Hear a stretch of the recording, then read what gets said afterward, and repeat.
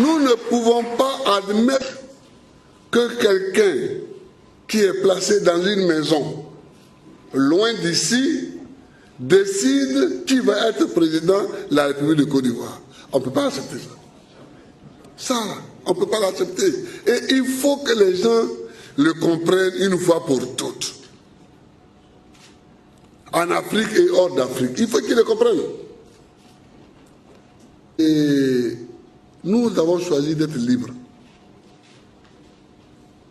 Et nous prenons les moyens de notre liberté. Si ce n'est pas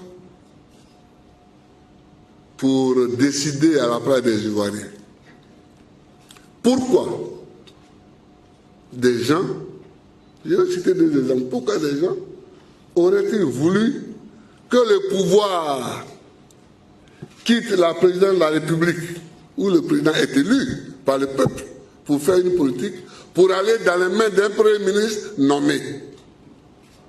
Pourquoi? Parce que le Premier ministre nommé est un de leurs amis. Mais nous, on ne cherche pas l'amitié. On ne cherche pas les amitiés extérieures d'un Premier ministre. On cherche la voix du peuple de Côte d'Ivoire qui a choisi un président de la République. Et ça, c'est la première grande bêtise par laquelle ces gens extérieurs se sont dévoilés. Que le président de la République donne ses pouvoirs de signer des décrets à un Premier ministre, ils se sont dévoilés là, déjà. Ça veut dire qu'ils crient, ils parlent de démocratie, mais ils n'en veulent pas de la démocratie chez nous. C'est pourquoi un jour j'ai dit, mais je ne suis pas un sous-préfet français. Ouais, je ne suis pas un sous-préfet. Et je ne peux pas être un sous-préfet français. J'ai choisi d'être un Ivoirien. J'ai choisi de me présenter à des élections ivoiriennes. J'ai été élu. Laissez-moi tranquille. Ça, c'était la première chose. Changement, il voulait changer la nature de notre pouvoir pour le donner à un de leurs amis, le pouvoir exécutif. Il ne se donne pas à un ami. Il se donne par le peuple. Deuxièmement, pour mettre fin à la crise,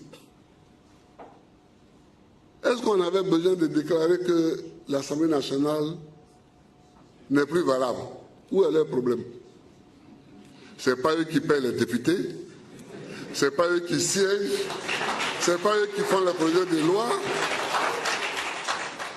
Bon, où est leur problème? Tu n'es pas dans ton pays et tu déclares qu'une de leurs institutions n'est plus valable. Pourquoi? Mais on ne peut pas accepter ça. En tout cas, moi, je ne l'accepte pas et je ne l'accepterai jamais.